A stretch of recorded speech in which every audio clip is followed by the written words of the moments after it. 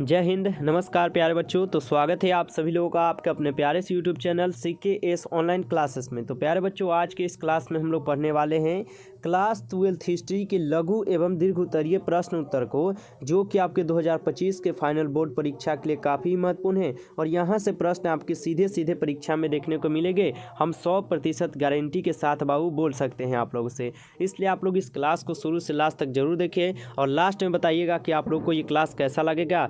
Class अगर अच्छा लगा तो ज़्यादा से ज़्यादा शेयर कीजिएगा और रोज़ रात हम लोग का 7:30 से लाइव क्लास भी चलता है। अगर आप इस चैनल पर पहली बार आए हैं तो आप चैनल को जरूर सब्सक्राइब करके साथियों ऑल पे दबा लीजिएगा, जिससे आने वाले सभी क्लास का नोटिफिकेशन आपके पास पहुंच पाए और आप जो है सबसे पहले उस क्लास को पढ़कर अपनी तैयारी कर पाएँ, क्योंकि आपको यहाँ पर हम डेली क्लास फ्री में कराते हैं और बिल्कुल फ्री PDF के साथ पढ़ाते हैं। अगर बिल्कुल फ्री PDF के साथ अगर आपकी तैयारी होना है, करना है बाबू, तो आप जरूर जो है ना चैनल को सब्सक्राइब करके ऑल पे दबा लीजिए और एक बार कमेंट में I am new student sir जरूर लिख दीजिएगा।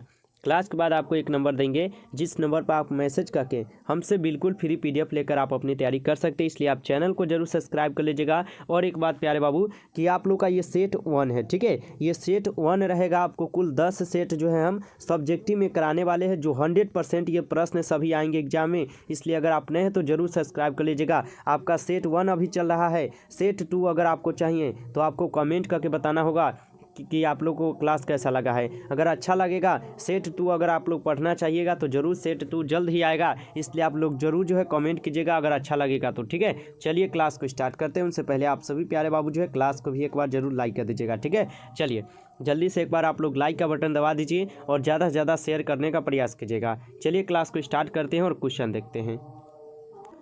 चलिए तो आज का पहला नंबर क्वेश्चन प्यारे बाबू आप लोग के सामने आ चुका है। पुरातत्व से आप जो है ना क्या समझते हैं। सभी क्वेश्चन VVI क्वेश्चन और इम्पोर्टेड क्वेश्चन लिए गए हैं और एक एक क्वेश्चन आपके इम्पोर्टेड क्वेश्चन रहेंगे और एकदम गेसिंग किया गया क्वेश्चन रहेंगे, जो कि आपकी परीक्षा में 100% आने वाले हैं, ठीक है।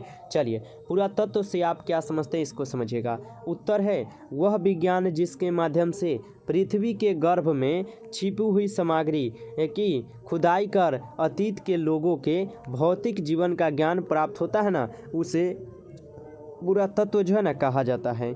देखिए पुरातत्व को अगर ध्यान से समझते हैं तो समझिएगा पुरातत्व क्या होता है। यानी पुरातत्व से आप क्या समझते हैं, तो वह विज्ञान जिसके माध्यम से पृथ्वी के गर्भ में छिपी हुई, यानी पृथ्वी के यानी धरती के अंदर छिपी हुई सामग्री की खुदाई कर अतीत के लोगों के भौतिक जीवन का ज्ञान प्राप्त करना। यानी जो पहले पुराने लोग थे ना, उनके जीवन के भौतिक क्या है ज्ञान को प्राप्त करना, उसे हम लोग पुरातत्व कहते हैं, ठीक है। याद रखिएगा आप लोग इसे, एकदम आसान भाषा में प्यारे बाबू आपके लिए सभी क्वेश्चन रहेंगे जो कि आपको याद हो जाएगा। हम 100% बोल सकते हैं, ठीक है। चलिए 2 नंबर क्वेश्चन प्यारे बाबू आप लोग के सामने आ चुका है। इसका जवाब आप लोग जरूर लगाइए क्या होगा, ठीक है। चलिए 2 नंबर क्वेश्चन है कार्बन 14 विधि क्या होता है। इसको आप लोग जरूर याद कर लीजिएगा। कार्बन 14 विधि क्या होता है। उत्तर है प्यारे बाबू तिथि निर्धारण की वैज्ञानिक विधि को कार्बन 14 विधि कहा जाता है। यानी जो दिन तारीख हम लोग नहीं देखते हैं, यानी तिथि निर्धारण की वैज्ञानिक विधि, यानी वैज्ञानिक द्वारा जो तिथि निर्धारण होती है ना, उनको कार्बन 14 विधि हम लोग कहते हैं या कहा जाता है। जिस पदार्थ में कार्बन को मात्रा जितनी कम होती है, यानी जिस पदार्थ में कार्बन की मात्रा कम होती है वह उतना ही प्राचीन माना जाता है। यानी जिस भी पदार्थ में, जो भी सामान में अगर कार्बन की मात्रा जो है अगर कम पाया जा रहा है तो समझ लीजिएगा कि वह सामान जो है ना प्राचीन माना जाता है, बहुत पुराना माना जाता है, ठीक है। तो इसको आप लोग अच्छे से जरूर याद कर लीजिएगा, जिससे आप जो है ना एग्जाम में लिख पाएंगे, ठीक है। चलिए आगे बढ़ते हैं। अगला क्वेश्चन आप लोग पढ़िएगा। यहाँ पर क्या है 3 नंबर क्वेश्चन, ठीक है। 3 नंबर क्वेश्चन क्या है इसको ध्यान से समझिए। हड़प्पा सभ्यता के जल निकासी प्रणाली का 2 विशेषताएं बताएं। हड़प्पा सभ्यता की जल निकासी प्रणाली के आपके 2 विशेषताओं को बताना है। उत्तर देखिए उत्तर क्या है। उत्तर है हड़प्पा सभ्यता के जल निकासी प्रणाली की 2 विशेषताएं जो है निम्नलिखित है या इस प्रकार है। इस प्रकार आप लोग पहले लिखिएगा, ठीक है। जिसमें से पहला लिखिएगा हड़प्पा सभ्यता के हर घर में नाली होता था। यानी हड़प्पा सभ्यता में जो भी लोग रहते थे ना, और जिनके भी घर रहते थे, उनके पास घर में जो है ना नाली होता था, जिससे पानी जो है ना एकदम अच्छी तरीके से घर से बाहर निकल जाता था, ठीक है। दूसरा में है हर घर का नाली मुख्य सड़क के दोनों ओर बनी पक्की नाली से जोड़ा जा सकता है, ठीक है। हर घर का नाली जो है ना, यानी हर घर का नाली मुख्य सड़क के दोनों ओर बनी पक्की नाली से जोड़ा जाता था। याद रखिएगा आप लोग, ठीक है। चलिए आगे बढ़ते हैं। अगला नंबर क्वेश्चन आप लोग पढ़िएगा। अगला क्वेश्चन क्या है प्यारे बाबू? अगला क्वेश्चन है 4 नंबर क्वेश्चन, मोहनजोदड़ो के विशाल स्नानघर का वर्णन करें। ठीक है, चलिए मोहनजोदड़ो के विशाल स्नानघर का वर्णन करना है ना आपको, समझिएगा उसको। ठीक है, उत्तर है हड़प्पा सभ्यता में क्या है, स्नान घर का साक्ष्य मोहनजोदड़ो से मिला है। यानी हड़प्पा सभ्यता में अगर स्नान घर की बात किया जाए तो ये इनके साक्ष्य जो है ना आपके मोहनजोदड़ो से ही मिला है। ठीक है, स्नान घर का उपयोग अनुष्ठानिक स्नान के लिए होता था। स्नान घर का उपयोग जो है ना आपके अनुष्ठानिक स्नान के लिए होता था। स्नान घर के चारों ओर कमरे और बरामदे थे, यानी जहाँ पे नहाने वाला स्नान करने वाला जगह था ना, उनके चारों ओर जो है ना कमरे और बरामदे थे। ठीक है, स्नान घर में कुआं था। स्नान घर में क्या था, तो इस प्रकार का जो है ना वहाँ पर कुआं था, जिसमें आदमी लोग क्या करते थे, जो भी आते थे वो वहाँ पर नहाते थे, स्नान करते थे और फिर जाते थे अपने बरामदे और किस में, कमरे में। ठीक है, तो याद रखिएगा आप लोग, मोहनजोदड़ो के विशाल स्नान घर का वर्णन करें अगर आपको कहे तो इतना याद रखिएगा, तभी तो कर पाइएगा ना। चलिए अगला क्वेश्चन आप लोग पढ़िए। 5 नंबर क्वेश्चन है आपके सामने, अभिलेख किसे कहते हैं? इतिहास लेखन में अभिलेख का क्या महत्व है? प्यारे बाबू इसको आप लोग जरूर याद करने का प्रयास कीजिए। अभिलेख किसे कहते हैं, इतिहास लेखन में अभिलेखों का क्या महत्व है? प्यारे बाबू हो सके तो आप लोग कमेंट में जो है लिखते चलिए हमारे साथ, जिससे आपको याद यहाँ पर हो जाएगा। ठीक है, चलिए उत्तर लिखना है, पत्थर या धातु पर लिखे गए लेखों को अभिलेख कहते हैं। अभिलेख किसे कहते हैं, तो पत्थर या धातु पर लिखे गए लेख को हम लोग अभिलेख कहते हैं। जैसे मान लीजिए अभी की क्या है, कहीं पे देखते हुइएगा नाली बनवा दिया, रोड बनवा दिया और वहाँ पर लिख देता है जैसे श्रीमती सुलेखा देवी, श्री नीतीश कुमार, इस प्रकार क्या है उस पत्थर पर जो है ना लिख दिए जाते हैं नाम, यानी उनको ही हम लोग जो है ना अभिलेख कहते हैं। अभिलेख से हमें प्राचीन इतिहास के बारे में जानकारी मिलती थी। ठीक है, यानी अभिलेख से क्या है, हमें प्राचीन इतिहास के बारे में जानकारी मिलती है। ठीक है, यानी पुराने ज़माने के हमें बारे में जो है ना अभिलेख से हमें पता चलता है, क्योंकि पहले जो भी घटना होता था ना वह पत्थर यानी अभिलेख पर जो है ना लिखवा दिए जाते थे राजा के द्वारा। ठीक है, इसको आप लोग अच्छे से याद कर लीजिएगा। अगला क्वेश्चन आप लोग पढ़िए, यहाँ पर 6 नंबर क्वेश्चन है आपके सामने, महाजन पद से आप क्या समझते हैं? महाजन पद से आप लोग क्या समझते हैं? उत्तर है 26वीं शताब्दी ईसा पूर्व में पूरे देश के राजनीतिक शिक्षित पर जिन विभिन्न राज्यों का अस्तित्व दिखाई देता है उन्हें महाजन पद कहा जाता है। महाजन पद किसे कहा जाता है, यानी महाजन पद से आप क्या समझते हैं? इसको एक बार ध्यान से आप लोग लिखिए कमेंट में और रिवीजन कीजिए। ठीक है, लिखिए 26वीं शताब्दी ईसा पूर्व में पूरे देश के राजनीतिक से क्या है क्षितिज पर जिन विभिन्न राज्यों का अस्तित्व दिखाई देता है ना, उन्हें हम लोग महाजन पद कहते हैं, या वह महाजन पद कहलाता है उसे हम लोग महाजन पद कहते हैं। ठीक है, याद रखना है आपको, जिस भाषा में लिखना है लिख देना है। ठीक है, चलिए अगला क्वेश्चन पढ़िए आप लोग यहाँ पर, क्या 7 नंबर क्वेश्चन। ठीक है, चलिए 7 नंबर क्वेश्चन कह रहा है मौर्यकालीन इतिहास के प्रमुख स्रोत बताएं, यानी मौर्यकालीन इतिहास के बारे में ना इनके बारे में आपको प्रमुख स्रोत बताना है। ठीक है, उत्तर है मौर्यकालीन इतिहास की जानकारी के साहित्यिक और पुरातात्विक स्रोत है। ठीक है, यानी मौर्यकालीन इतिहास की जानकारी के साहित्यिक और पुरातात्विक स्रोत है। साहित्यिक स्रोत में मेगास्थनीज का इंडिका, कौटिल्य का अर्थशास्त्र, यानी मेगास्थनीज का क्या है इंडिका है, कौटिल्य का अर्थशास्त्र, विशाखादंत का मुद्राक्षस और विष्णु पुराण एवं बौद्ध और जैन ग्रंथ से मौर्यकालीन इतिहास के जानकारी से के स्रोत है। ठीक है, पुरातात्विक स्रोत में अभिलेख एवं शिक्षा से मौर्यकालीन इतिहास के बारे में हमें जानकारी जो है ना प्राप्त होती है। इसे आप लोग अच्छे से जरूर याद कर लीजिएगा। आपको ऑब्जेक्टिव में पूछता है हमेशा क्या कि मेगास्थनीज द्वारा लिखा गया पुस्तक कौन सा, इंडिका है। कौटिल्य किसका पुस्तक है, अर्थशास्त्र का है। विशाखादंत की मुद्रा क्या है, तो क्या है विशाखादंत का क्या है, मुद्राक्षस है। इसको आप लोग याद रखिएगा ना, तो आपका ऑब्जेक्टिव के साथ जो है ना सब्जेक्टिव दोनों कंप्लीट होते चलता है, इसलिए आप लोग सब्जेक्टिव भी जरूर बाबू लोग पढ़िए। ठीक है, चलिए आगे बढ़े उनसे पहले आप लोग जल्दी से एक बार क्लास को लाइक कर दीजिए, क्योंकि आप लोग लाइक नहीं किए हैं। जो बच्चे नए आए हैं आप चैनल को जरूर सब्सक्राइब करके ऑल पे दबा के एक बार कमेंट में I am new student sir जरूर लिखिए। चलिए आगे बढ़ते हैं, अगला क्वेश्चन पढ़िएगा आप लोग। ठीक है, चलिए यहाँ पर 8 नंबर क्वेश्चन आप लोग के सामने है कि कलिंग युद्ध का अशोक पर क्या प्रभाव पड़ा। कलिंग युद्ध का अशोक पर जो है ना क्या प्रभाव पड़ा है, इनको समझिएगा। उत्तर है 261 ईसा पूर्व में कलिंग का अशोक ने कलिंग का युद्ध किया, यानी 261 ईसा पूर्व में कलिंग का युद्ध जो है अशोक ने किया था। ठीक है, इस युद्ध में क्या है 1.5 लाख लोग जो है ना बंदी बनाए गए हैं, यानी कलिंग के युद्ध में जो है ना 1.5 लाख लोग जो है बंदी बनाए गए हैं एवं 1 लाख लोग मारे गए हैं। यानी कलिंग के युद्ध जो है ना जब 261 ईसा पूर्व में हुआ था ना, जिस समय क्या तो 1.5 लाख आदमी को ना बंदी बना लिया गया था और 1 लाख आदमी को जो ना जान से मार दिए गए हैं। इस भीषण क्या है नरसंहार को देखकर अशोक का हृदय द्रवित हो गया, यानी इस क्या है इस भीषण नरसंहार को देखकर, यानी इस इतना भीषण क्या है युद्ध को देखकर अशोक का हृदय न द्रवित हो गया। इस युद्ध के बाद अशोक ने शस्त्र न ग्रहण करने की प्रतीक्षा की, यानी इस युद्ध के क्या है इस युद्ध के कारण क्या कि अशोक ने शस्त्र को छूना ही मना कर दिए,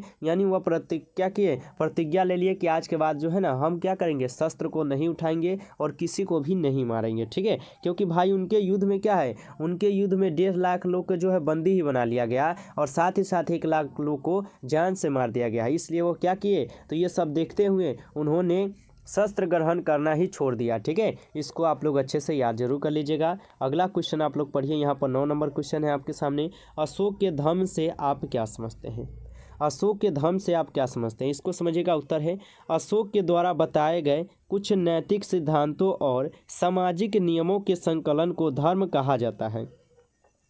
अशोक के द्वारा बताए गए कुछ नैतिक सिद्धांत और सामाजिक नियमों के संकलन को ना धर्म कहा जाता है। धम्म में सभी धर्मों के अच्छी बातों का सार था, यानी धम्म में क्या है, तो धम्म में जो है ना कोई भी धर्म हो, यानी सभी धर्म के अच्छी बातों का सार था, यानी सभी धर्मों के अच्छी बातों का यहाँ पर चर्चा किया गया था। ठीक है, अशोक के धम्म में बड़ों का आदर, सेवक तथा दासों के प्रति उदार व्यवहार तथा दूसरे संप्रदाय के प्रति आदर की भावना सम्मिलित थी।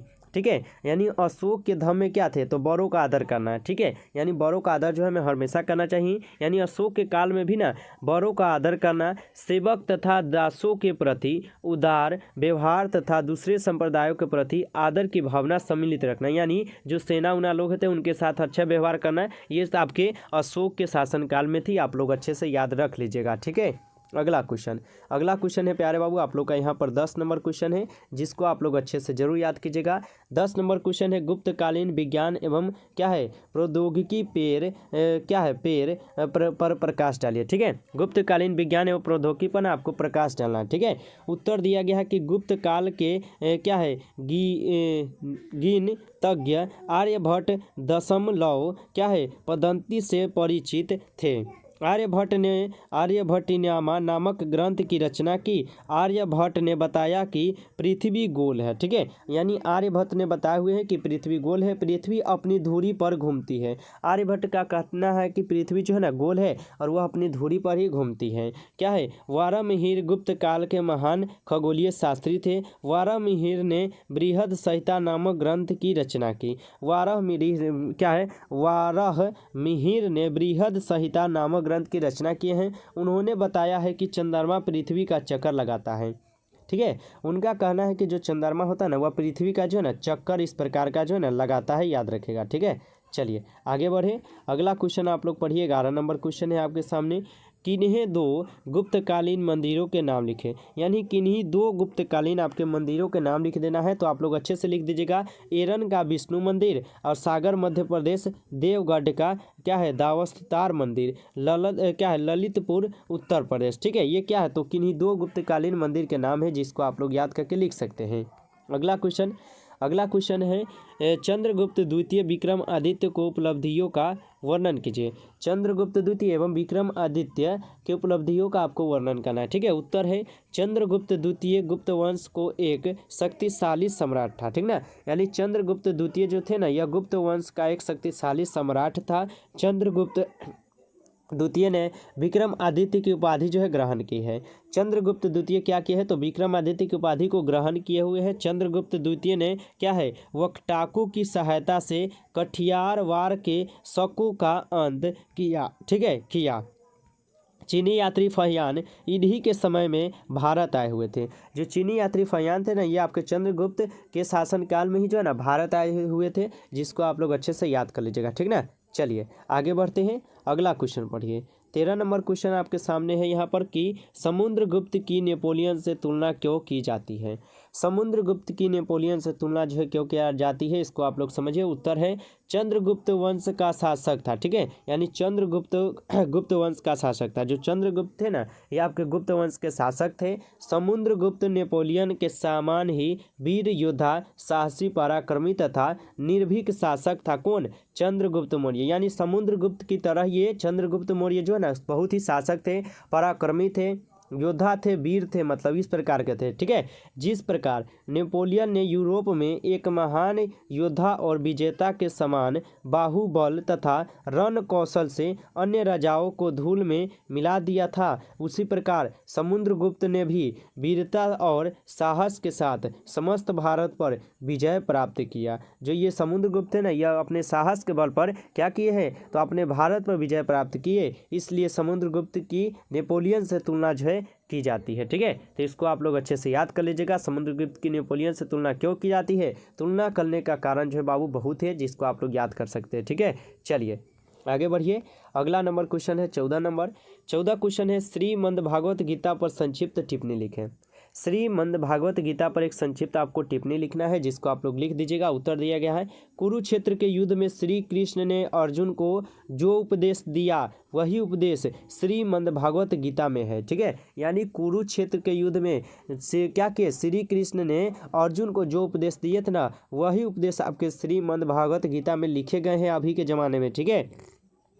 श्रीमद् भागवत गीता महाभारत का सर्वाधिक क्या है, इसमें निहित है। गीता में कुल 18 अध्याय एवं 700 श्लोक है। श्रीमद् भागवत गीता में ना 18 को क्या है, तो अध्याय एवं 700 श्लोक है। गीता का अंग्रेजी अनुवाद 1785 में चार्ल्स विलियम्स ने किया था, ठीक है। तो इसको आप लोग अच्छे से याद कर लीजिएगा। श्रीमद् भागवत गीता पर संक्षिप्त टिप्पणी लिखें, टिप्पणी आप लोग इतना लिख दीजिएगा, ठीक है। चलिए आगे बढ़ते हैं और अगला नंबर क्वेश्चन पढ़िएगा आप लोग। अगला क्वेश्चन क्या है, ठीक है।